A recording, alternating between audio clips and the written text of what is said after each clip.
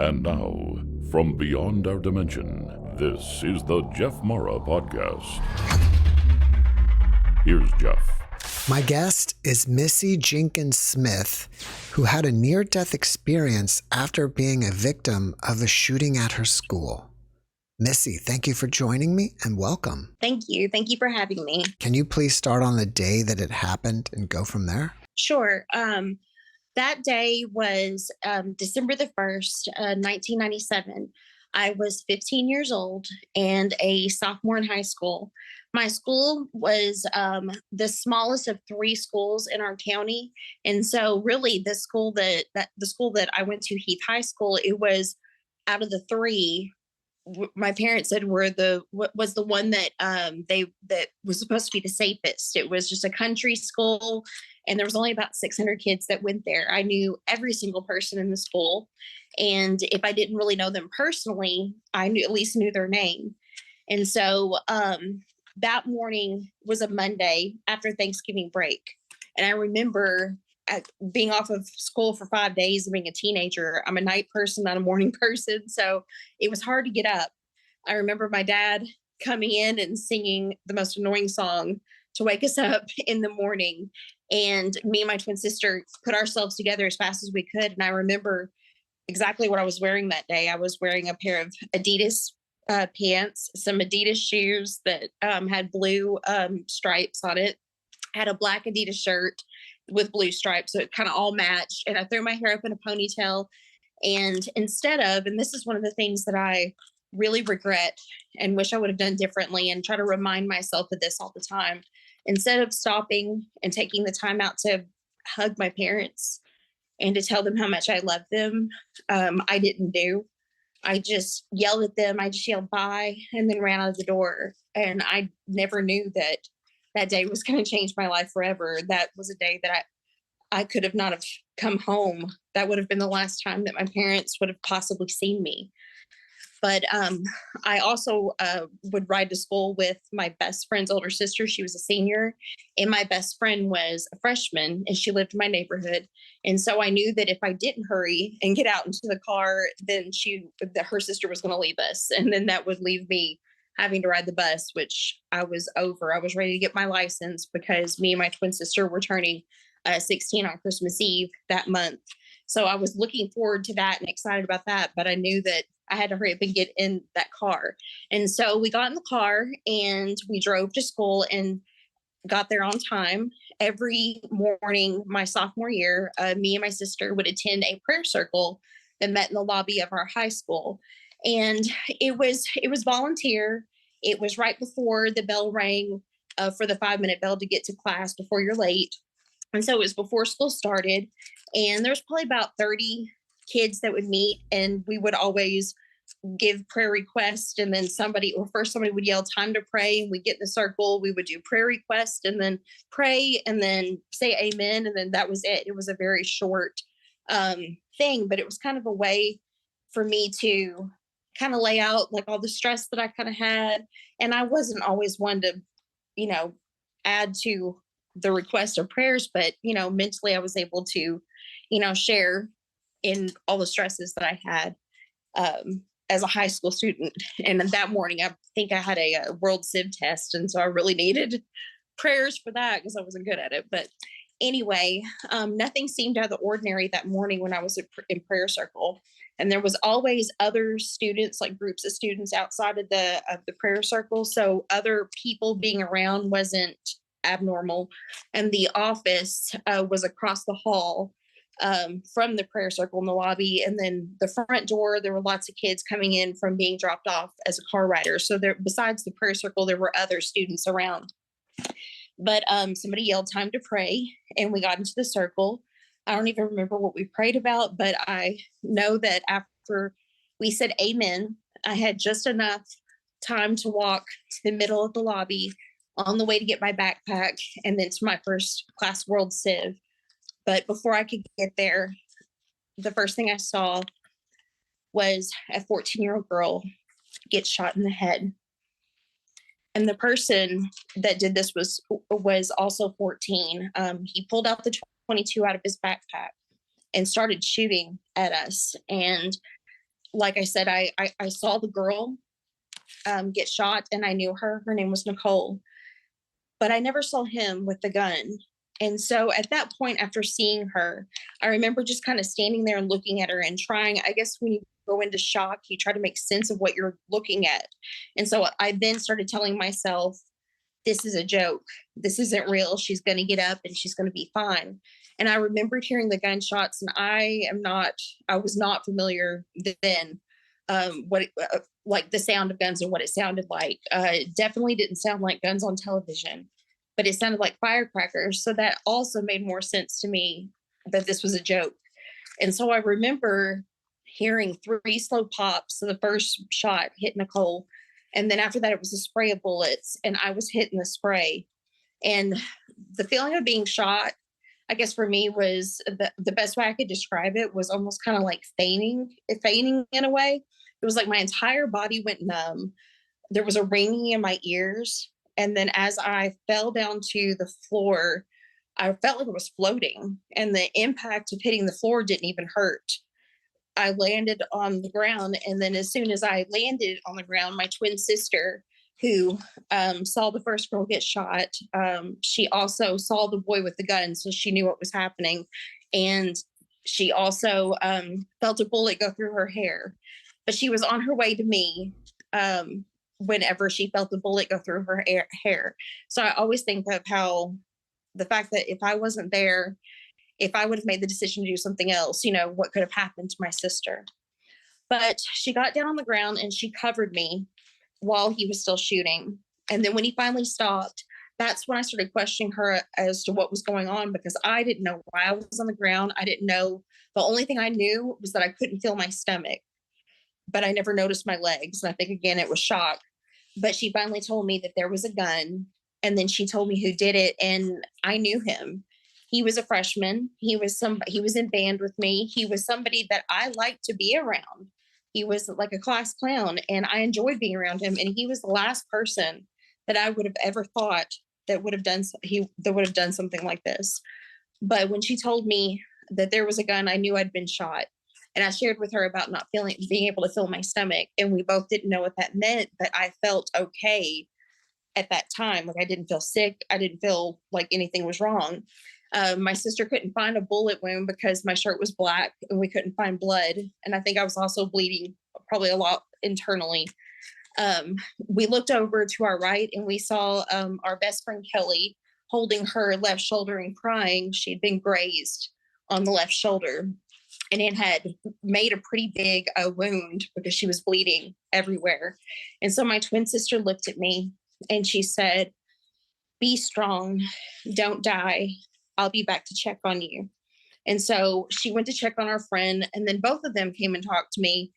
But I don't even remember what we talked about. But at some point, my twin sister left the lobby, and she went and at that point, there was no such thing as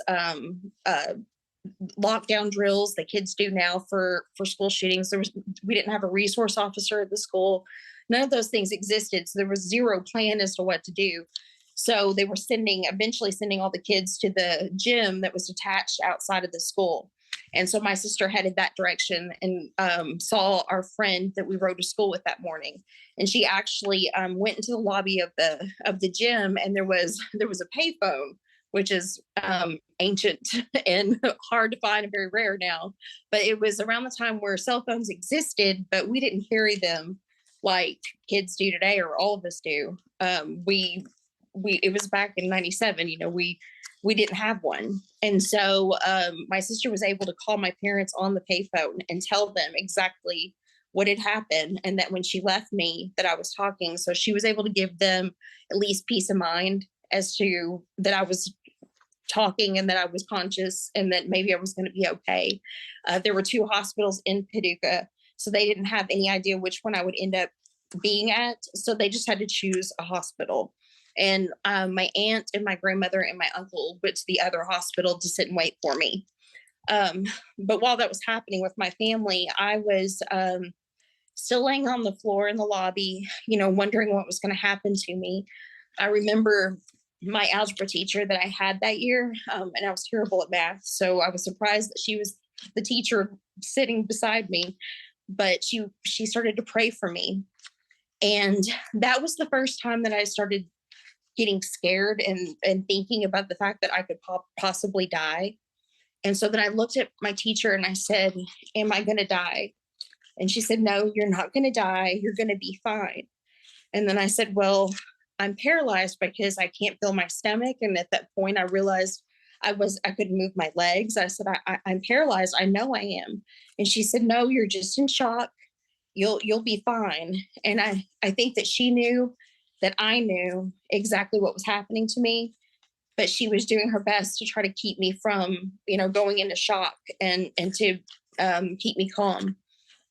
But after talking with my teacher about my injury and the fact that that I was scared, I then started to get really tired and I wanted to close my eyes. And she kept telling me, "Don't close your eyes. Keep them open. Don't close them." And I remember that, like, I got to a point where I couldn't fight it anymore. I was so tired, and so I closed them. And when I closed them, the next thing I remember was almost like I woke up from a bad dream. I didn't really remember everything about it. I knew that something had happened that was a bad dream, but it was like, I kind of knew a little bit about it, but it's like I didn't focus so much on it. I was just like, oh, that was a bad dream. That was terrible. But that what I was experiencing at that moment was what was real. And that was not real. What had just happened, the bad dream, the shooting. And after that, I remember, I don't even really remember this setting. It was like, I remember that I was sitting with people or walking with people and talking to them. I felt comfortable with the people I was with. I talked a lot to the person that was on my right. And I don't know who the person was, but I felt comfortable with them and I could talk to them. It was like I knew them and the other people that was with us. I don't remember what we talked about. There was a conversation, but I don't even remember the conversation. But I remember being happy. I remember understanding what was going on at that moment or what we were doing. We were just walking all together. And I remember even the person, there was somebody on a bike that rode beside me, and I had to scoot over and I knocked into the person beside me on my right and we laughed about it. But I don't know what we talked about. I don't know if it was male or female. I don't remember anything, but then all of a sudden it was just like everything went black. And then as if I had fainted, the ceiling came back into focus and I was staring at the ceiling and I was back in the lobby and I was just like, this really happened. And I'm looking around, but once I was back in that situation, I had a different perspective or a different feeling. I wasn't scared anymore. I had this sense of that I knew I was going to be fine, that I was going to be alive, and that everything was going to be okay. I remember while we waiting for the ambulances, because that's basically where what we did until they arrived. I remember looking to my right, and I was watching this girl that I knew. She was 17 years old. She was a senior, and she was at that point my teacher that was with me before. She was with that student, and my chemistry teacher was with her as well. And I remember seeing this girl rolling all over the ground, and she was moaning because she'd been shot. And then I remember hearing my teacher say over and over again, she's not going to make it. She's not going to make it. And I watched this whole scene until the ambulances came to get us. And I didn't realize that I was actually watching this girl die, because she died in surgery 2 hours later. And then when they put me in an ambulance, they put me in the ambulance with somebody they were giving CPR to. And I didn't know who the person was, but I do know, as I was in the ambulance, I remember just feeling calm still, like everything was going to be okay. And the paramedic that was trying to give me an IV, and he was all over the ambulance. And the first thing I was like, you're not going to stick me with the IV. And you're like, can't even stand up straight. And I said, why don't we wait till we get to the hospital and you help them over here with CPR, help this person. And the paramedic was just like, okay. And then he went and helped the person that was getting CPR. I didn't know who that person was, but I later found out it was my friend Casey, who was shot in the head and killed. When I got to the emergency room, I remember still feeling calm and that everything was going to be okay. And when they gave me 2 IVs. One was giving me blood. I ended up having 2 pints of blood, and the other IV was giving me fluids. I had to have a chest tube put into my side, and then and after that, then they also started performing tests on me. They would take a needle and poke me or ask me to move my feet, and I couldn't feel the pokes and I couldn't move my feet. But at that moment, they then told me, as far as they knew, I was paralyzed. And you would think that a normal person would actually believe that or would be upset or think my life's over and would be devastated, because I knew what being paralyzed was, that there wasn't a cure, that this was something that I was going to have to live with for the rest of my life. But I still had that sense of calm, and I felt like everything was going to be okay. But I also knew this was something that I should be crying over. So I thought I looked crazy for being okay or looking okay. So I tried to make myself cry. And then I looked stupid and silly because I was a bad actress. And so I just stopped crying. I just kind of went with it. And when we got and I remember even comforting my family whenever they came in to tell me, or to talk to me and to see me. And I remember my grandmother coming in and crying, and I was like, Grandma, it's okay. I'm going to be fine. I'm going to be okay. After I saw my family, they then took me to the x-ray to find out what happened with the bullet. And I think that's when, after hearing about my injury, that's when I realized how blessed I was to still be alive. I learned, because I didn't know much about 22s whatsoever, but I learned that 22s, when you're shot with one, they bounce around inside your body. But the bullet entered my left shoulder. There's like a little purple dot. You can't even see from where you're at, but there's a little tiny purple dot. It's almost even hard for me to find sometimes. It's like right here. The bullet entered through there. It completely missed my heart, because your heart is right there. Bounced around inside my body, missing every major artery and organ besides hitting my lung. And after hitting my lung, it hit my spinal cord. And so I was paralyzed. I'm paralyzed from the mid chest down, which is called a T4, T5 injury. The 4th and 5th thoracic vertebrae of my spinal cord is damaged. And the bullet then exited my back, but didn't even go through the back of my shirt. And for me, I felt it was just crazy. For that bullet was all over my body, missed every major artery and organ that could kill me, and then wouldn't even go through the back of my shirt. So I didn't have to have surgery to have it removed. No surgery was needed. And I was realizing that it missed my heart. And at that point, I was happy to be alive. I had found out that 3 girls died, ages 14, 16, and 17. I knew all of them. And the 3, and I was still alive. So I felt like, even though I couldn't walk, the fact that, being paralyzed was nothing compared to not having my life or the rest of my life. And so I kind of continued to surprise myself on how I was able to handle the situation as time went on. I struggled in the beginning a lot of times. I guess whenever I was trying to learn how to use the wheelchair, or starting after I got over my injury to my lung, and I started trying to learn how to sit up again and dress myself. Those things were really hard. And at 16 years old, it was very frustrating. And I remember the last victim that was shot, that person left on December the 16th. And I was the only person left in the hospital. And I just wanted to go home. And I knew that it was going to be a long time before I went home.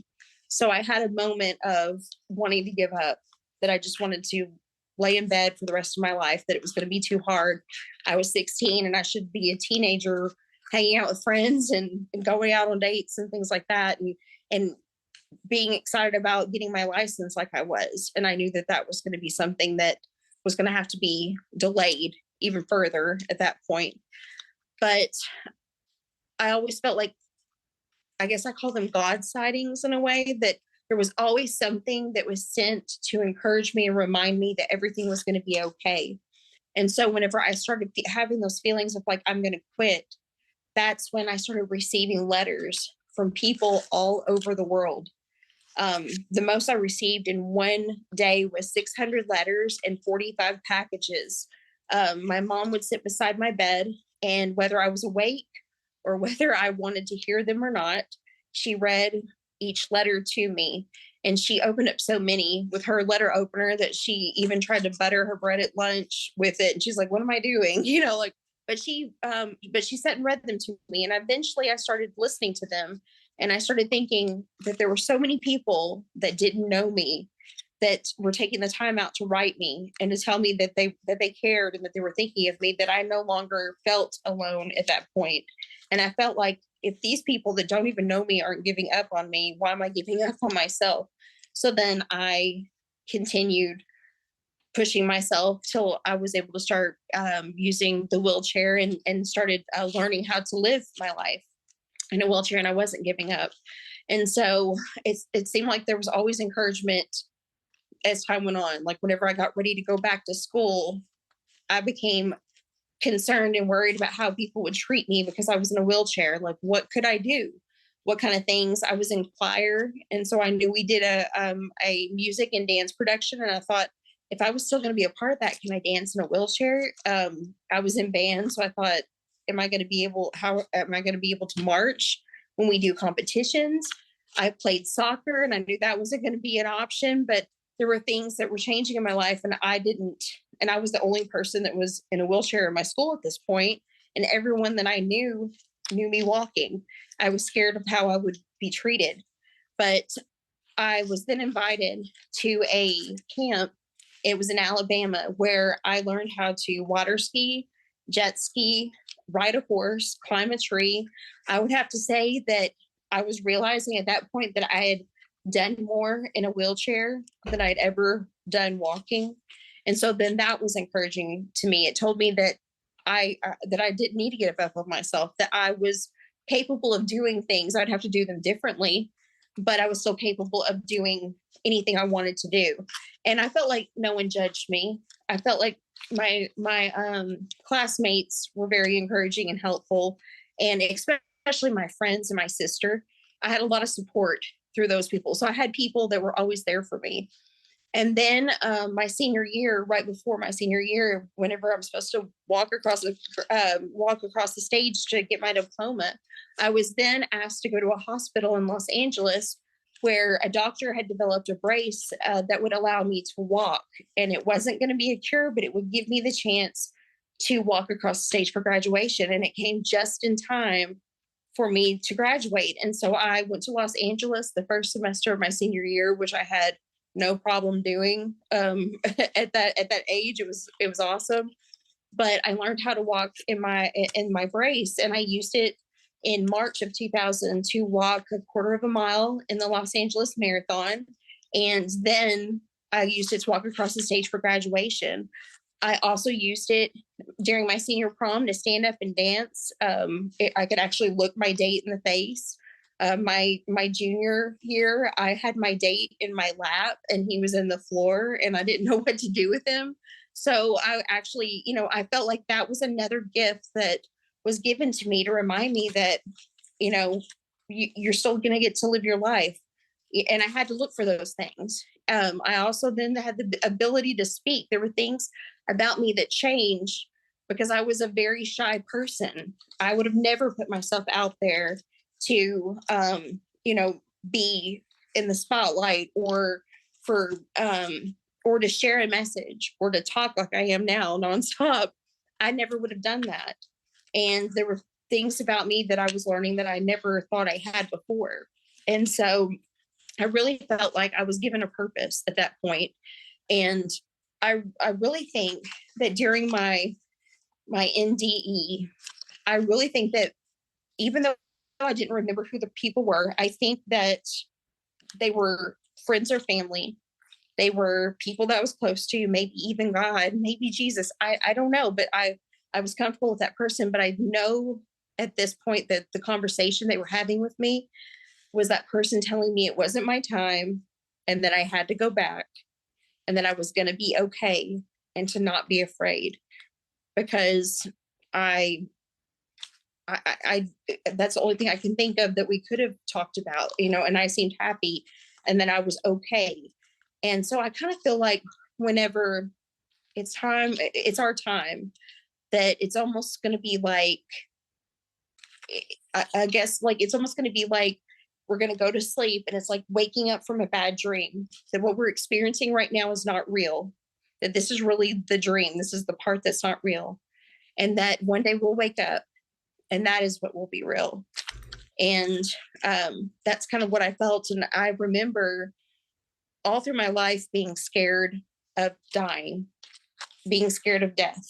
And I remember at 4 and 5 years old, constantly thinking about the fact that my parents were older and that they were going to die at a young age, or me as a young age, because I was the youngest of 6 siblings. My brother's 22 years older than me. So he's the oldest sibling. And so at that point, my parents were 40 and 45. And I knew that I wasn't going to get to spend the time with them like my other siblings. And so I guess I focused and was constantly worried about them passing away. And then I guess the thought of death and me dying too. And I felt like I learned that day that it's nothing to fear, but that this is the bad dream that we're living, and we'll wake up to what is real. And that is going to be not a bad dream. It's going to be a lot more positive and loving and happy, like I was feeling with the people that I was with whenever we wake up. So to me, my near-death experience was something that kind of gave me that sense of there's nothing to be scared of. And I always have to kind of remind myself of that there's nothing to be scared of, that I can continue living my life, that I could do this because one day I'll wake up and I won't have to deal with this anymore. So, and look for those sightings or those messages that I'm receiving from, I guess, the other side that says, keep on going. You're going to be okay. Just keep on going because you're still fulfilling your purpose. You're doing what you're supposed to do. Because I did question, why am I still here? And there were 3 other girls that died, because even one of the girls, the girl that was laying down beside me that I mentioned, she was shot the exact same place I was. I don't think she was paralyzed, but she was shot through the left shoulder, but it ended up hitting an artery and she bled to death. I always question kind of like, why am I still here? And it doesn't make sense to me. Why was I chosen to still be here? And then she's gone. But I think that survivor's guilt, that feeling of that questioning why, is what motivates me to not take what I have of life that's left and just waste it away, to not focus on negative. I try to choose to be happy and look at those positives. I try to go through all the frustrations and, like the why me's and the frustrating things. I have to go through those, but then I have to remind myself, I have a family, I have children. I was able to live my life, and those 3 girls weren't. And for that, and I was given this purpose that I need to fulfill. And it would be like doing them a disservice to give up on myself, if that makes sense, and to not do what I felt like the purpose I was given to finish in this dream or whatever, this life or whatever, that to make the best of this bad dream that I was living. Missy, thank you for sharing your story with us. Sure. You mentioned that this is the dream and over there it's real. Mm-hmm. Would you say then that the other side is more real than you and I sitting here? Yes. I really feel like this is not real. This is, like, I guess I guess we're fulfilling a purpose or doing something, and one day that will be over, or that we'll wake up from whatever it is that we're doing over here. And we'd mentioned before, kind of like a simulation in a way. Like it was almost like, like that's what I woke up from, that, that wasn't real. And it was like, I felt this like, okay, relief, a sigh of relief. And like, it's fine. That wasn't real. And that everything, and I was happy, everything was okay. And I was walking, and that's the feeling that I had. I know you can't remember much, but do you think that when you were on the other side, you completely forgot about Missy in this life? Yes, I did. I don't even remember consciously, like, if I referred to myself like Missy. I don't know. It was just like, I could walk. I was happy. I didn't think about what had just happened. It was a bad dream, and I woke up from it, and I could only remember, a little bit, but I didn't focus on it. I was just doing whatever I was doing at that point, if that makes any sense. And I'm assuming that you were so calm when you came back because you knew what to expect and what was going to happen already. Right. I felt like that's what I was being told. Like, what was going to happen, and that it's nothing to be afraid of, and not to get scared, because I was getting scared before, I left, what was happening, and woke up. And it was like that whole different feeling. I had this different mindset. I wasn't scared. I was able to look at that, the positive side of things, get through the negative and the frustration, because I definitely have that for sure. In the past 25 years, my body's not the same anymore. I have injuries to my shoulders, and I have severe carpal tunnel. I've had surgeries because of certain things. Just in November, I fell out of my wheelchair, broke my left femur. There's not a lot of paralyzed perks, but I heard the femur break is the worst you could ever have, and I didn't feel it. But I still had to deal with being in the hospital and all those frustrating things. I was actually in surgery for my femur break on December 1st, which was 25 years after I'd been shot. And it was like, almost like that day was still haunting me. It still was causing me problems 25 years later. And if I hadn't been shot in a wheelchair, I more than likely would have been having surgery for a femur break at that point. And it was just kind of odd how, like, things like that, happen. It's like that, needle in a haystack kind of thing, if that makes sense.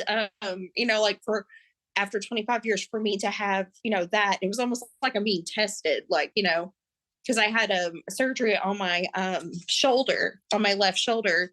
I had a rotator cuff injury, and I had that surgery March of 2021.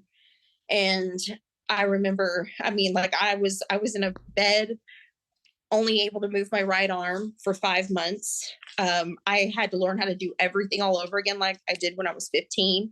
I had to learn how to sit up again. I had to learn how to dress myself.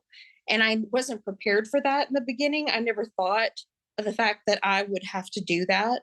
And then at the age I was, early 40s, late 30s at the time, I had laying in bed for 5 months. I gained weight, so it made it harder to kind of move around. And so I had, there was things that were trying to test me to make the situation harder.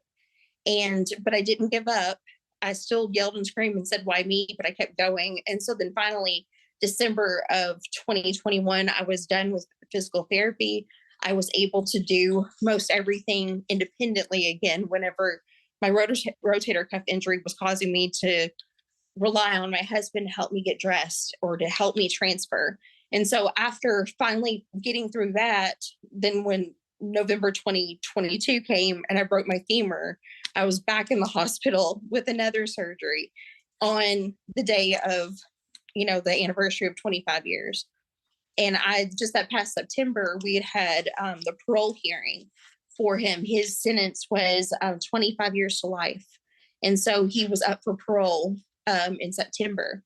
And a lot of people felt a sense of, like, because I don't think there's such thing as closure, because, I feel like, I'm still living my life. I'm still dealing with the wheelchair, but it was supposed to be like a not a fear that he could possibly get out and come, because I mean, there was a possibility he could have, just went home to his parents and he would have had a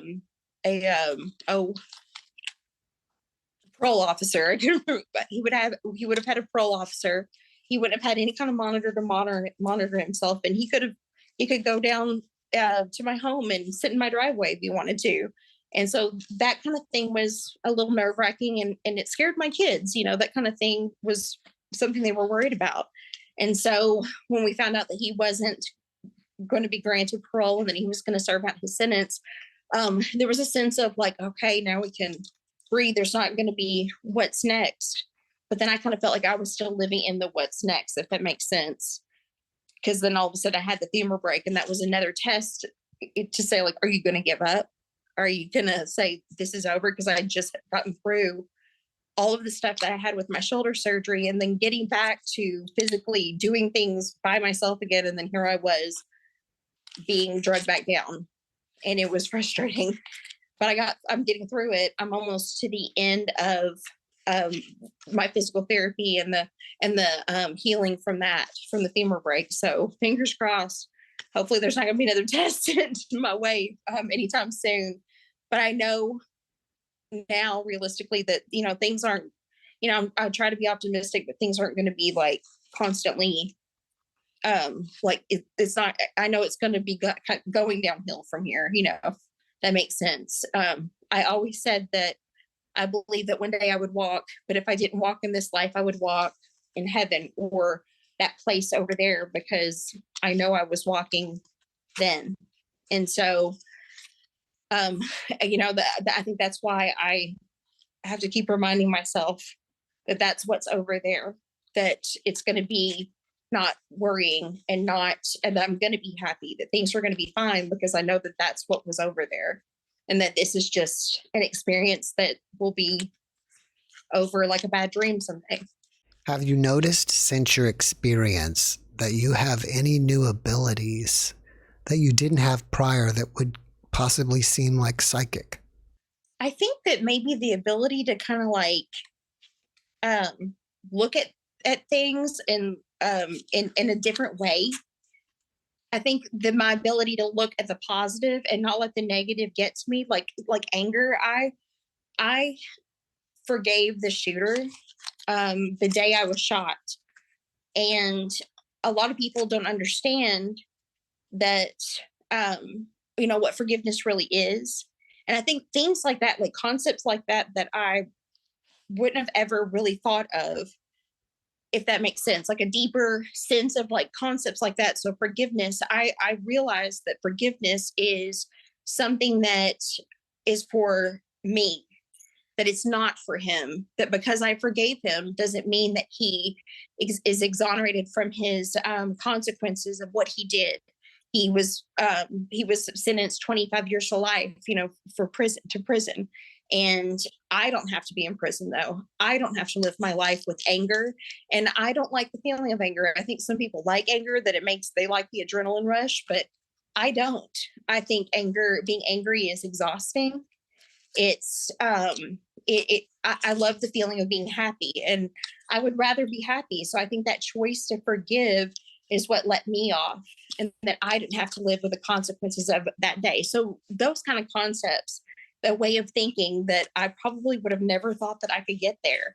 I probably on the other side would have said, if I wasn't paralyzed, I would look at being paralyzed and say, my life would be over. I wouldn't be able to live. But I realized that I can live, and then I've learned these things that I'm able to share with other people, because I'm a public speaker now.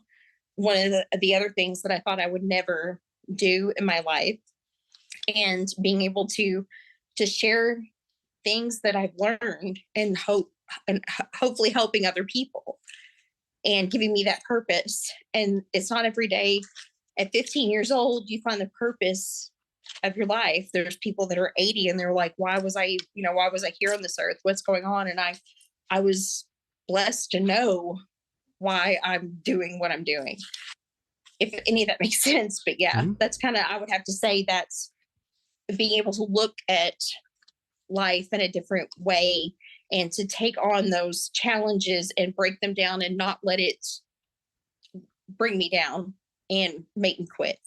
Because I guess at that point, then I would lose. I wouldn't be able to live my life. If you met somebody who went through some type of tragedy similar to yours and were questioning, whether to go on or not, what kind of encouragement would you give them? I would tell them that it's not going to be easy, that things are going to be difficult, and there's going to be times where you're going to want to scream and say, I'm done with this, and that everything's over. But that if you get through those negative things and let them out and cry and scream and throw something or whatever you want to do to get through that frustration, then look at those positives that you still have in your life. And those positives start outweighing all the negatives that you were just focusing on, letting all that go, letting all that frustration out, but then focusing on what you do have and what you almost, what others may not. I realize also that, I'm paralyzed from the chest down. There's always, it could be worse. I met a man who was dealing with ALS, and I never knew much about ALS, but I went from seeing this man talk and walk to at the end, he couldn't speak. He couldn't do anything but communicate with his eyes before he ended up passing away. He couldn't tell me hi, but I remember seeing him for the last time, and he looked at me and his eyes said hello. And I couldn't imagine, because he just had a grandbaby born. He wasn't able to hold the baby. He wasn't, his daughter got married. He wasn't able to walk her down the aisle. There was things that, and so I look at that and I think to myself, that's got to be hard. It could always be a lot worse than what you're dealing with or what you're going through. So I think that's what you have to remind yourself, that you're going to get thrown curveballs, but you can get through them. Just remember what is good in your life, and that it could always be worse than what you're dealing with. When you told your family and friends about being on the other side, how did they react? They believed me. I was worried that they wouldn't believe me, like that I was possibly making something up, or that that it was another part of my shock, being in shock, that it was something that I'd made up in my head. I was worried that they would feel that way. But my family was, I guess, even kind of encouraged about, their view of death, in a way that it wasn't something to fear and to be scared of. My twin sister really thought it was, believed me, and really thought the whole concept of the near-death experience that I experienced, that was, like a relief for her too, because she, the same as I, feared our parents dying and feared death whenever we were younger. And so it was like they were encouraged, and they believed me. And so I guess sometimes I worry that those around me may not, believe me or believe in that type of thing happening. But, I can only feel like it's an encouraging thing to share what I experienced, because, there was so much fear I had growing up with dying, that now I think that's how I'm able to live my life and focus on the positive, and know that one day that I'm not going to have to worry about dealing with all this.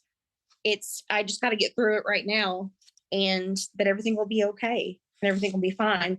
I do question, on the other side, are my kids going to be my kids, or is my twin sister going to be my twin sister? Like, those kind of things. Cause I don't know I don't know about the people that I was talking to or who they were, but only that I was comfortable with them, and that I knew them and I liked being around them, that they were familiar, and it was more like home to me.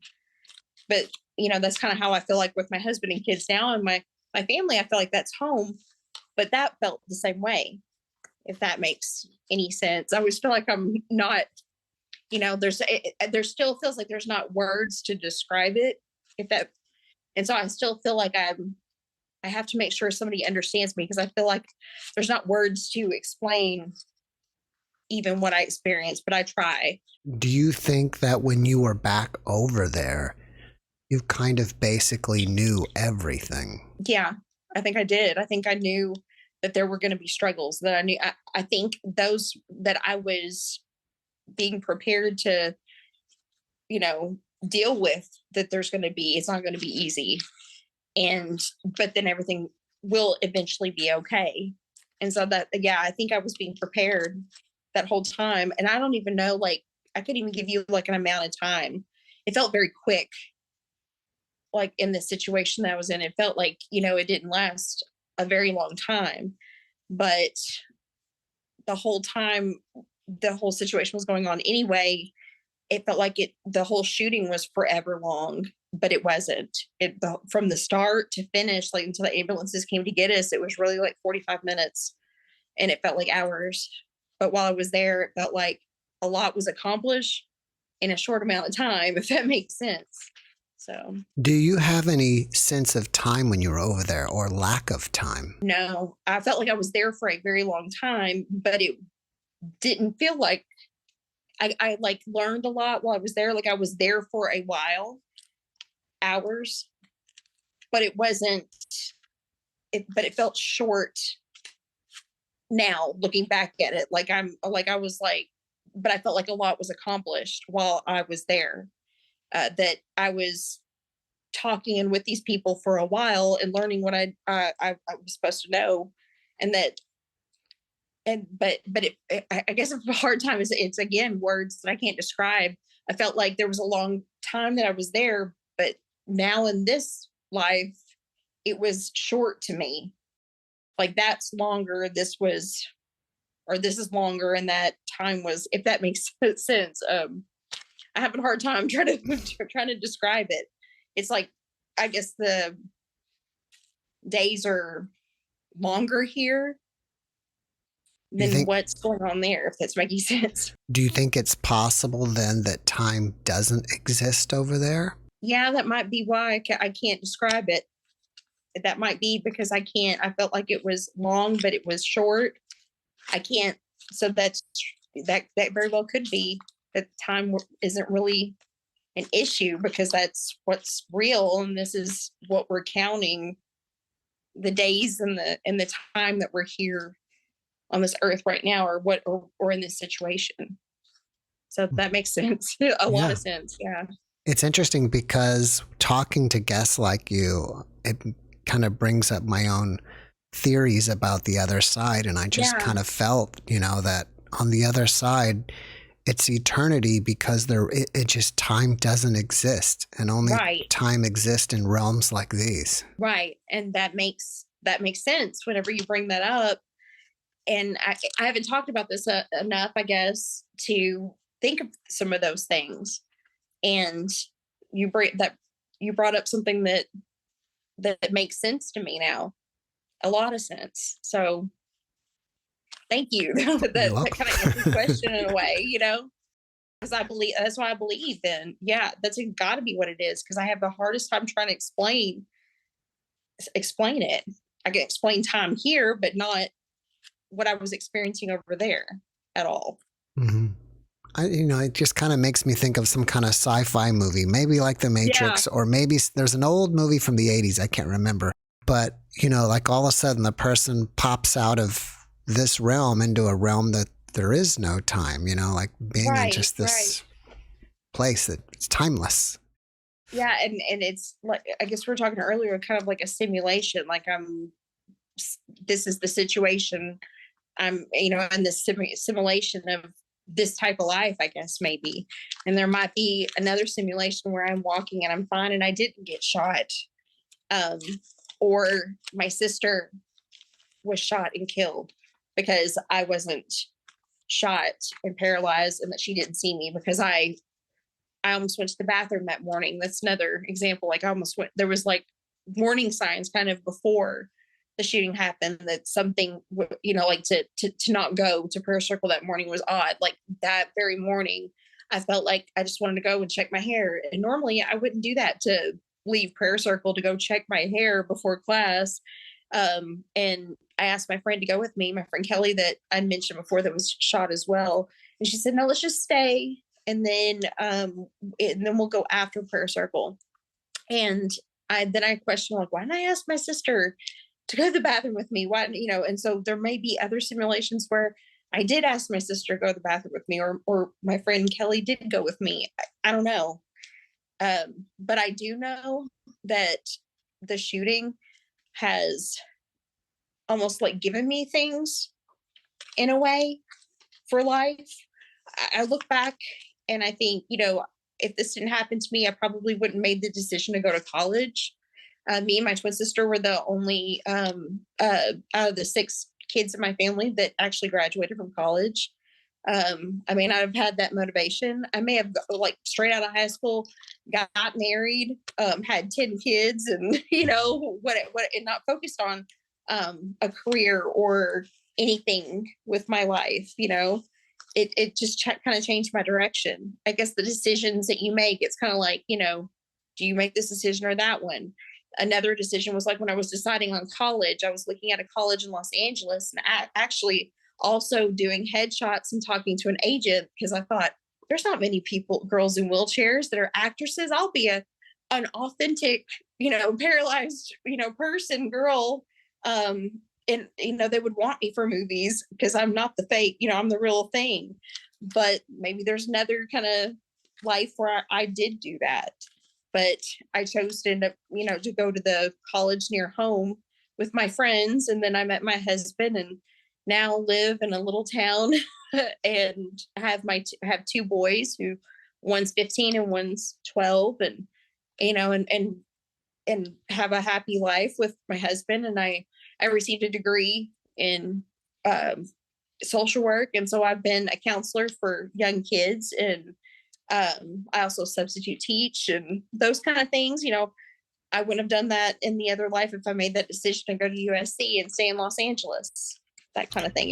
It's the choices that you make in life and the directions that you go. It's really interesting to think of if that it's like a game, in a way, like, do you go to this or do you that? And my life went a whole different direction. And I really wouldn't change it to go to LA and be famous. I have my beautiful boys. I wouldn't have ever had them. You mentioned that you were told to come back. Mm-hmm. And you also mentioned that you had these warning signs.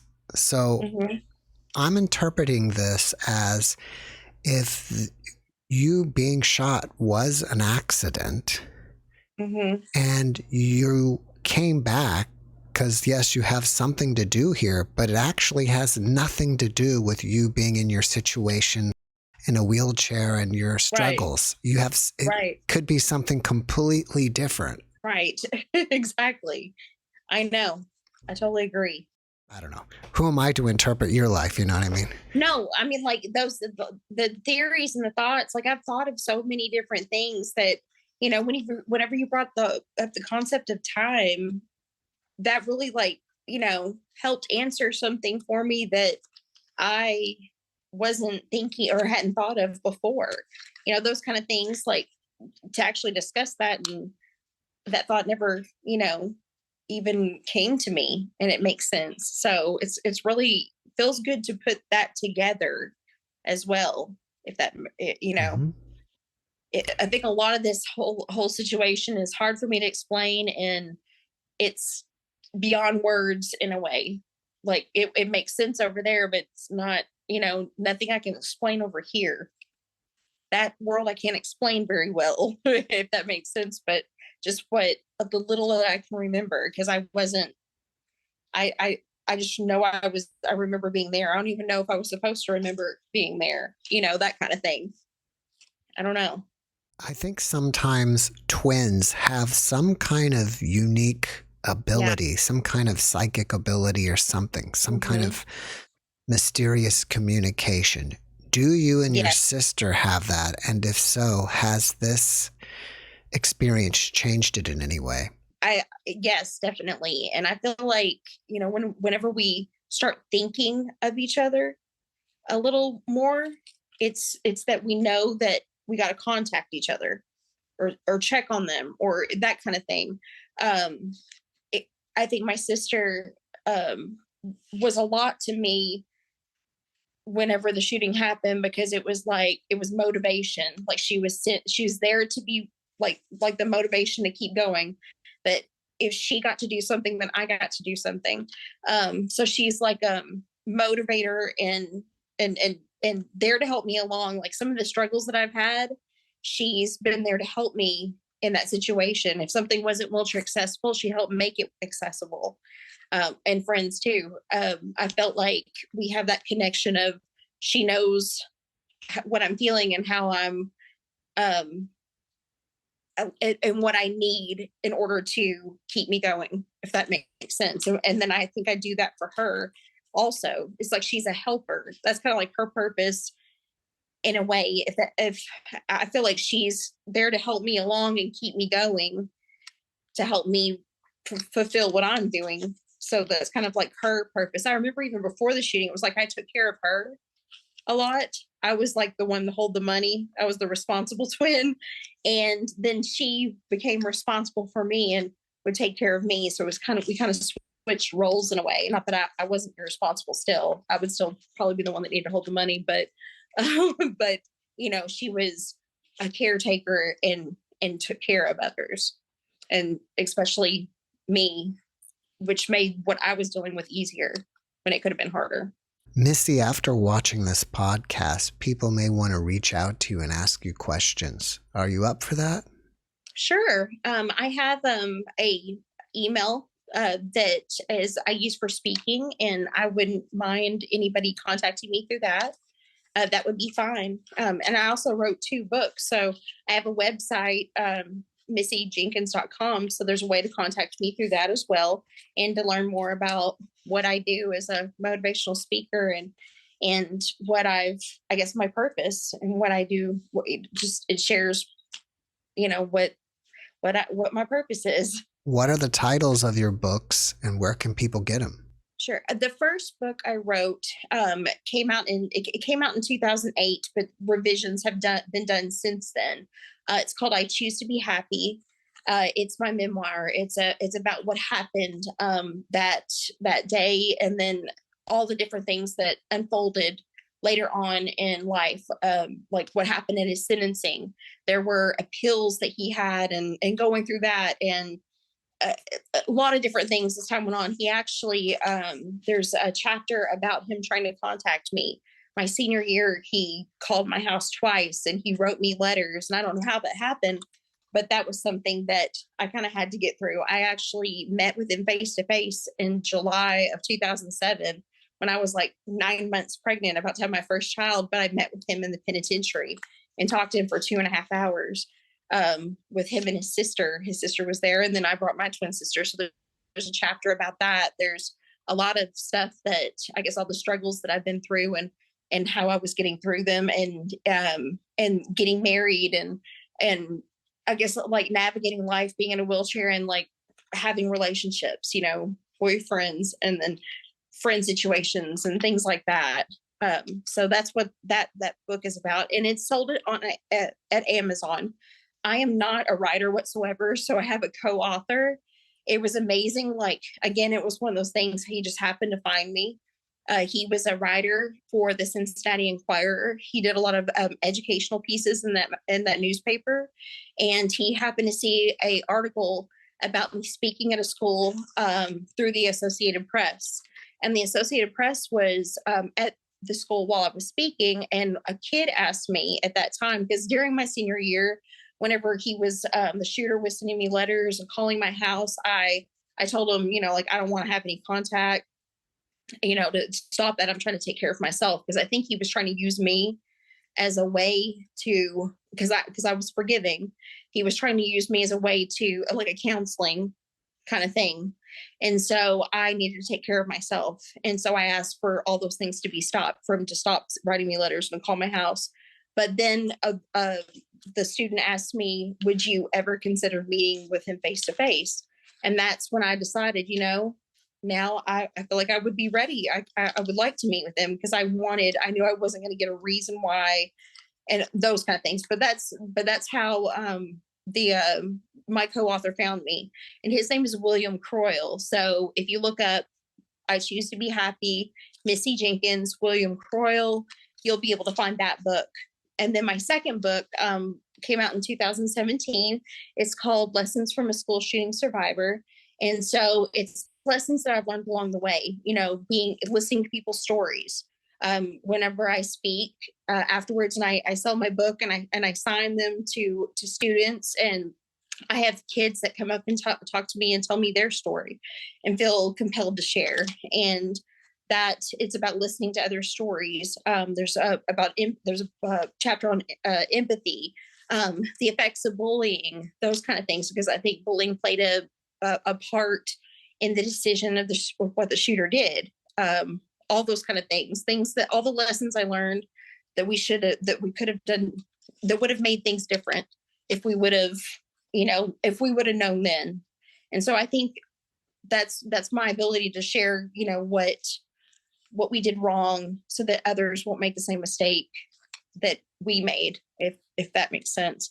But those two books are both sold on Amazon, and William Croyle is my co-author for both of them. And if the Lessons from a School Shooting Survivor is more of like an educational kind of piece, but it's also it still has stories. It's still a read that even if it wasn't being used as educational, but to read and to hear more stories about my life along the way and what I experienced with those certain topics like empathy and bullying and things like that. Before we finish up, can you leave us with one last positive message? Sure. I would have to say you have a choice in life. You could be negative and angry about what's given to you in this life, or you can look at the positive and go for and look towards that, because you have to make a choice. It's your choice if you to in what path you're going to go in life. And if you want the path to be a good situation, you choose positive. I know that if I decided to feel sorry for myself and that I thought, I'm in a wheelchair, I can't do anything, I can't, who's going to want to marry me because I'm in a wheelchair, how can I take care of a child? If I had that mentality, then I wouldn't be where I am today, that I wouldn't have gotten married. My husband wouldn't have been interested in me.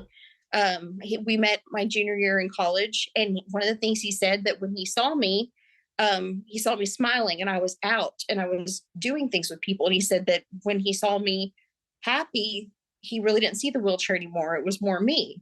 But that caught his eye, that I was out doing things with life, even though I was dealing with what I was dealing with. And so if you have to put yourself out there and do those things that maybe you might not be comfortable doing to get the positive that you need to get. And if you make that choice, then you'll get what you want out of life, and you don't have to deal with so much negative. You may have, little issues along the way, like I've experienced, but you also have to learn how to deal with those, because it's like something will try to bring you down and you don't let it. You just keep looking at the positive. So you don't, you get through the frustration, but you keep looking at the main goal and the positive and what you want. And then that's how you're going to get it. So it's you make the choice in how you live your life. Missy, thank you for that message, and thank you for being my guest. Thank you so much for having me and giving me the opportunity to share, because it's been like counseling for me. So thank you. You're my counselor today. and I hope that it helps someone else going through something similar, or answers questions that they have about life. Thanks for watching the JeffMara podcast. I really appreciate you. Another way to show support is through YouTube memberships. And if you do, there are loyalty badges and other perks depending on your level of membership. All you need to do is click the join button underneath the video to find out more. Thank you for your support.